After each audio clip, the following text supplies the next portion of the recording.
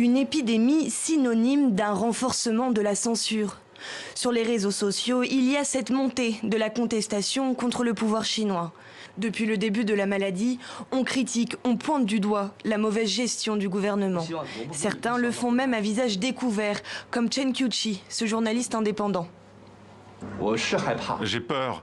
J'ai le virus devant moi, derrière moi, le durcissement des lois chinoises. Mais je garde le moral. Si je reste dans cette ville, je continuerai mon rapport, je vous dirai ce que j'ai vu, ce que j'ai entendu. Je n'ai pas peur de la mort. Vous croyez que j'ai peur de vous, le Parti communiste ? Depuis, le jeune homme a disparu, placé en quarantaine selon les autorités. Sur Internet, on fustige le gouvernement. On aurait voulu faire taire Chen Qiuqi. Une version plausible quand on connaît la position du président chinois.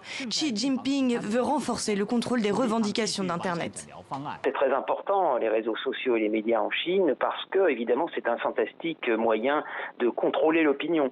Donc, la censure est évidemment à la fois très forte et en même temps laisse une certaine liberté aux expressions. C'est-à-dire que c'est toujours une censure a posteriori, c'est-à-dire que on laisse un peu les choses se faire, les gens s'exprimer, et puis de temps en temps, on arrête un certain nombre de personnes, on ferme un certain nombre de sites.